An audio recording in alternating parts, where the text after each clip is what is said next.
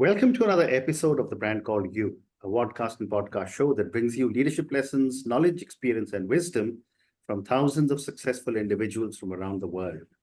I'm your host, Ashutosh Garg, and today I'm delighted to welcome an accomplished professional and an author from California, USA, Mr. Julian Bleecker.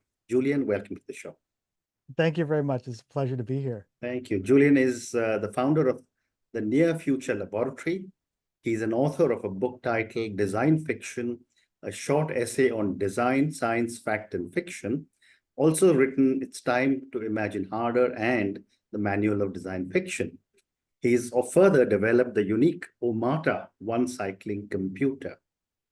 So Julian, given all the significant contributions that you've made in the world of design fiction, tell me a little bit about your own journey. Yeah, that's a really good question.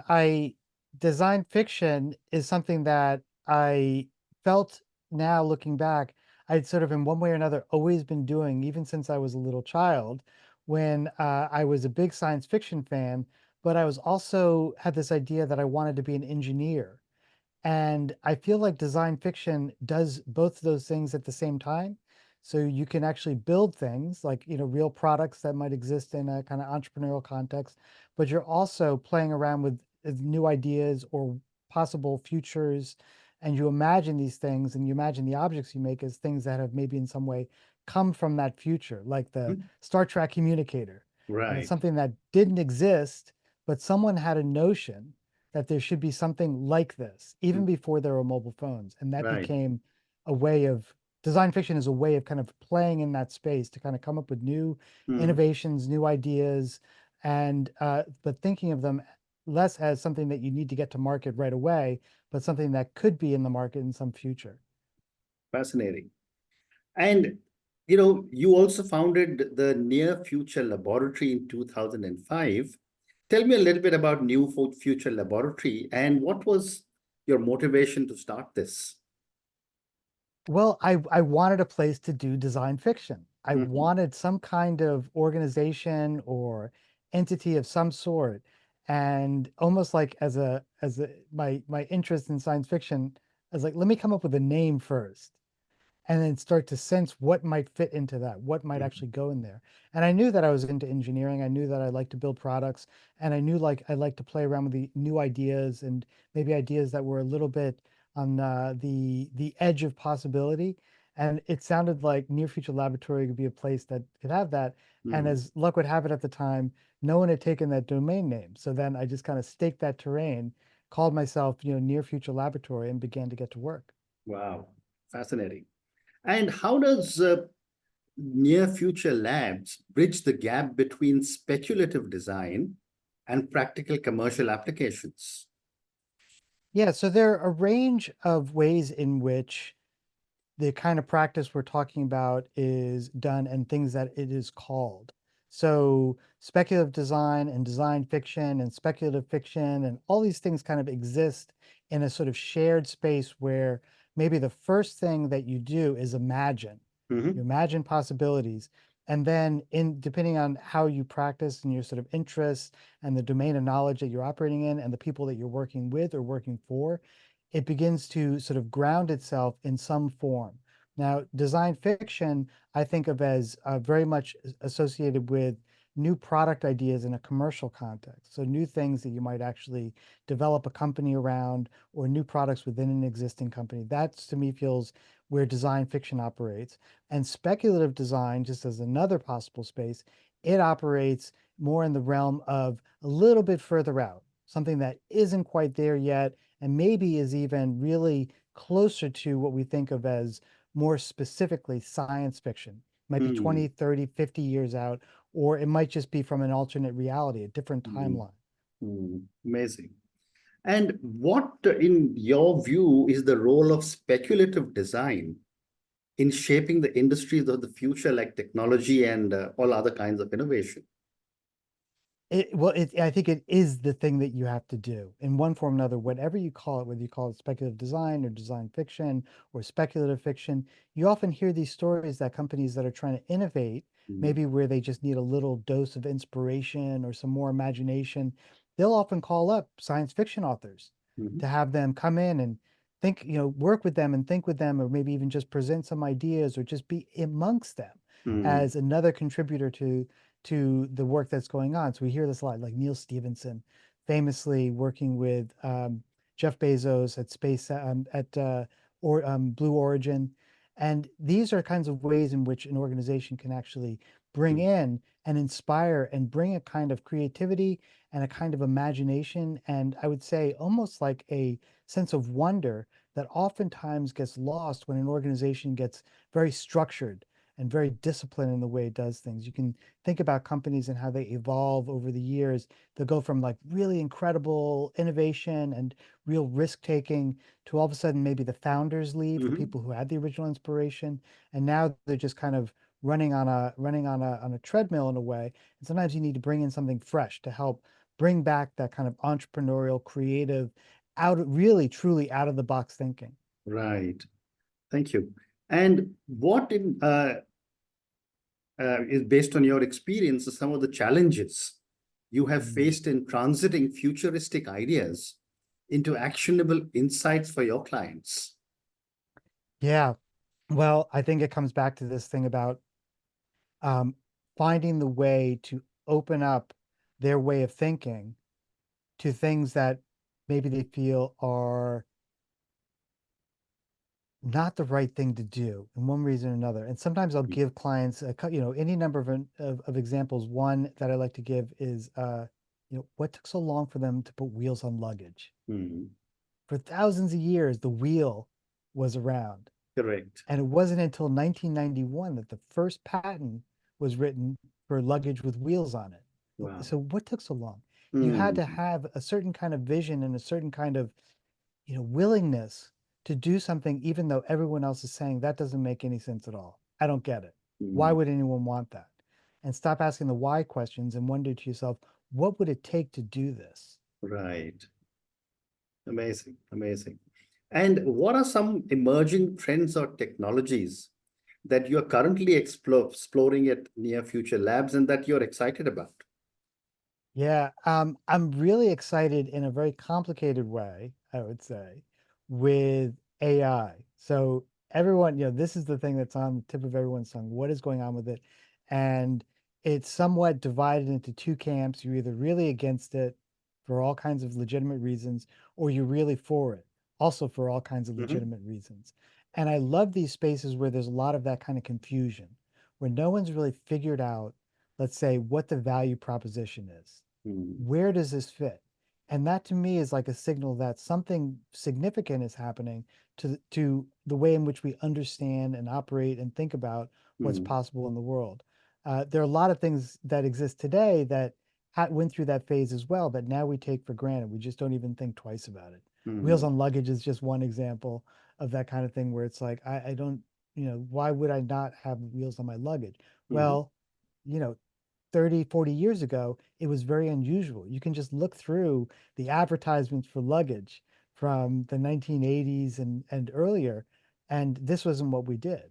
And so I think it's in that kind of complicated phase in which humankind is having its own internal debates, sometimes arguments. It gets really kind of kinetic and chaotic. And Mm. that to me are signals of change when Mm. things are happening. Mm. Amazing. Yeah, and you're right. AI will be a game changer across the whole world, across possibly every sector in the world. It feels like it for sure, for sure. Absolutely. So, Julian, let's now talk about Omata. I didn't Yeah. understand too much about it. I did try to read a little more. But what was the inspiration behind the creation of Omata? And what is its flagship product, Omata One? Yeah, so this was in a way, it was a little bit of a fiction, a future design fiction, Mhm. because I was just getting into cycling quite actively. Mm. And one of the things that you'll have, especially if you're like an engineer like me, it's like you want your data. Like, how Mhm. did my ride go? You want all those measurements. And so you get Right. yourself a bike computer, and these are relatively inexpensive commodities, 80, maybe 150, $200, and they'll track pretty much everything about your ride, how fast you go, how far you went, how high you climbed, how long you were riding, your cadence, heart rate, all these things. And I got to a point with cycling where I started feeling like that's not why I ride my bike. I'm not Mm-hmm. riding my bike for the data. I'm writing it for the enjoyment of being outside. I'm writing it for the fellowship that comes with Mm-hmm. riding with friends. I'm writing it to maybe, just get my physical fitness up a little bit. All these very ordinary kinds of reasons, not about the data.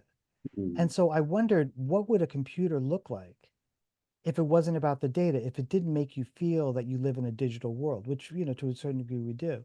And so that's when I started thinking about an analog form of computer. Mm-hmm. And I really wondered, maybe in the same way that the fellow who put wheels on luggage wondered, I wonder what it would be like if a bicycle computer looked more like a speedometer on a fancy sports car Mm-hmm. and had actual hands that moved, Right. and it gave you that sense of the analog speed as opposed to just numbers flickering by. And so that was a little bit of the kind of imagination, the vision. I could almost see it and imagine what it could be. And then I did the thing that you asked me, like, how do you bring that to the ground? How do you turn that into something, make Mm-hmm. it actionable?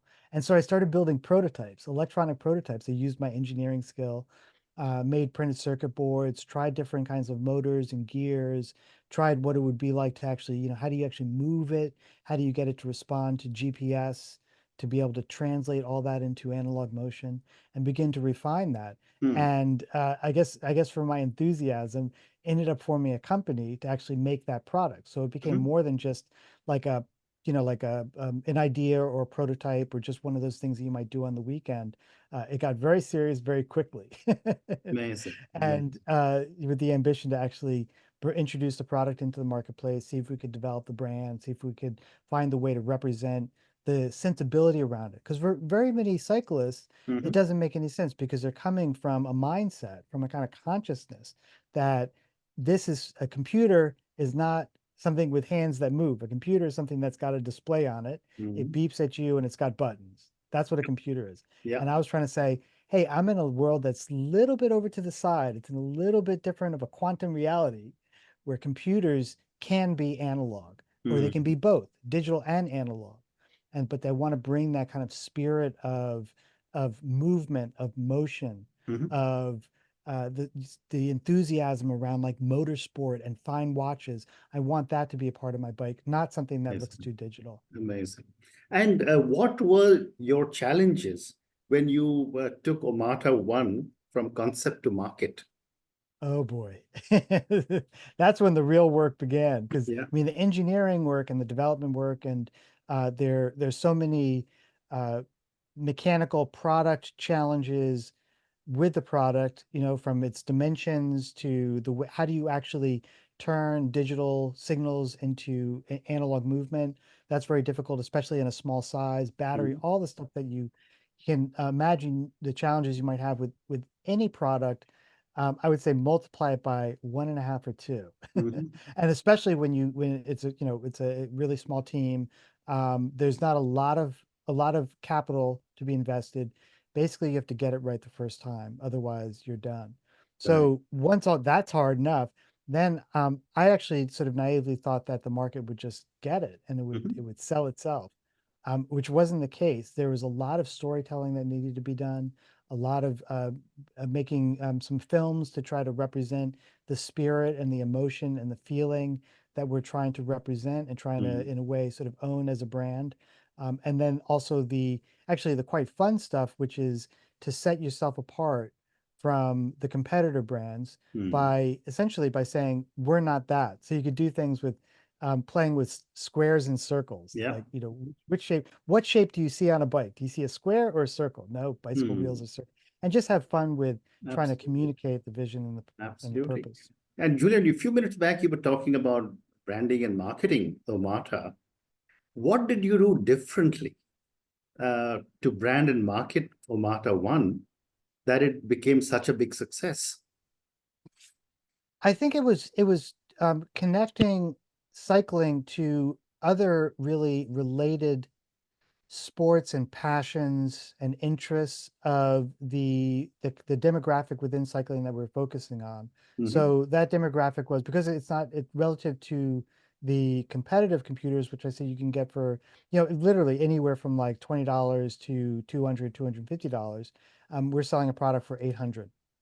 And so how do you make someone feel that this is $800 of product? Mhm. Well, you go to the people who wouldn't mind spending $800 on anything without thinking too hard about it. And Right. these are within cycling, there are very enthusiastic, let's say, cyclists. So they might get a new bike every year, Mm. and that bike might actually be hand built. So it's now even a more of a premium, precious object that they really feel very, very close to. They also Mm. probably have one or two sports cars in the garage. And Mm. so it's finding a way to talk to them, to communicate to them, to represent this. You don't want that plastic thing. You want this beautiful steel and aluminum device that Correct. really speaks to who you are and what you stand for. Mm.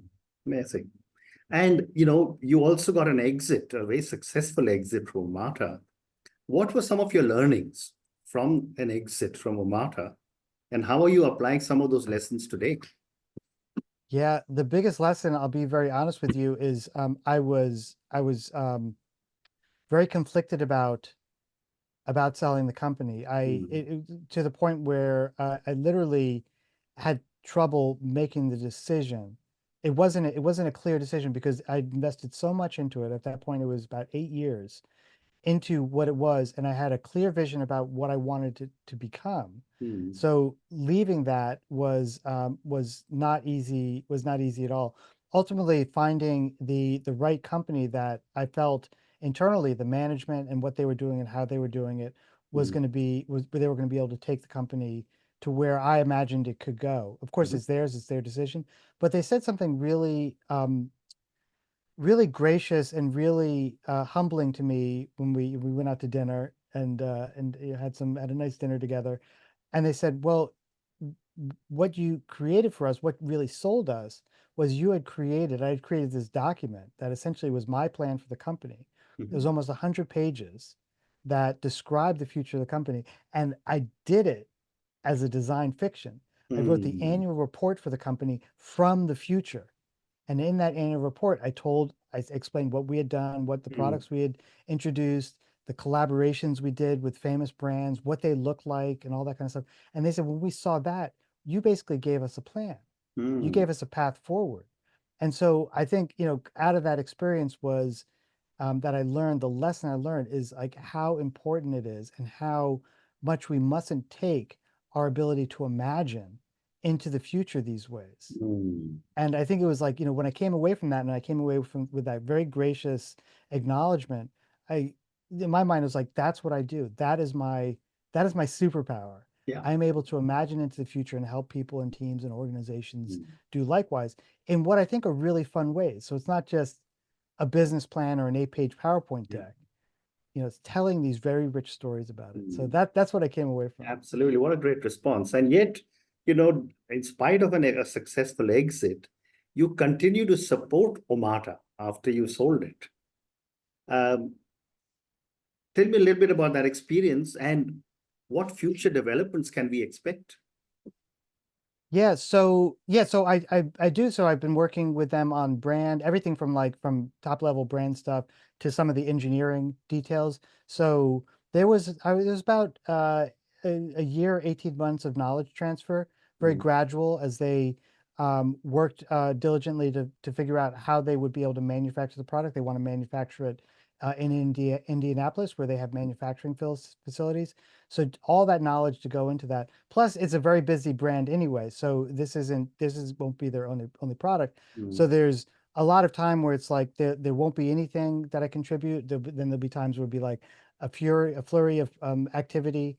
And then they'll sort of, work back on try to figure out what their next steps are. So it's been a way. I think that one of the discussions we had is like they still wanted me involved. Mm. They saw that as a value, and there was no sense of I didn't want to be there. So it's actually the best of both worlds. Amazing. So, Julian, I have time for a few more questions, and I want to talk about your books now. How does Sure. your background in history of consciousness uh, influence your approach to writing and research? Yeah, it's a good one because most people are familiar with this term. It's a very unique program. There's only one like it in the world. Hmm. And the what I learned from that with exceptional mentors, really Mm, amazing world-class mentors, professors, is that the world that we know, that we experience for our time here, 75, 80 years, who knows, mm, is just a snapshot of the way in which humans think and the ways in which they know and the ways in which they exist. mm. So this idea of history of consciousness reminds us that we're here now, but there can be a different next, and there was a different before. We're Okay. not necessarily just on a up and to the right trajectory of getting smarter and smarter and smarter, Mm, and or even ways in which we kind of the things that we know and how we know them. These mm, all evolve. And so I think that's been like a bedrock tenet of my interest, my research and writing. And it goes all the way back to science fiction. My main professor, Professor Don Haraway, really introduced me into what science fiction was and how it operates and how we can mm, think with it, mm, mm, not just enjoy it as a movie or as a book. It's very thought provoking, and oftentimes science fiction will show the world otherwise, reminding us that it's up to us, or one of our evolutionary uh, assets is our ability to imagine, our ability to think differently and think the world differently. And so mm. that is that. I learned it was a very formal approach to that because it's a very academic program, but out of that, I learned these other things, and I bring that to everything that I do. Amazing. And, my last question, Julian, given our entire conversation in the last 22, 23 minutes has been all on science and technology and engineering, you've also written a book, which is a photo book, which is titled Hello Skater Girl. Uh, Tell me about this completely different side of you, and what was the impact of this book, Hello Skater Girl, on women's skateboarding? Yeah, so that was this. If I were trying to sort of pull everything together, I like to see possibility in the world, and I like to find ways to represent it and learn about it. When I moved to Venice Beach, California, I started getting back into my photography, and I didn't know what to photograph. And so I ended up going to the Venice Beach skate park, which is a world famous skate park. And at that time, it had just opened. So it was brand new. And I would hang out there all the time after Mm, work, on weekends. Just basically became like a friend of the park and knew everyone there. It's beautiful, amazing experience. And I ended up getting asked to go photograph competitions, mhm, and sometimes they'd be in California, sometimes they'd be in Oregon. One time I went to the UK, Florida, so I was going all over the place photographing skateboarding. It's so much fun.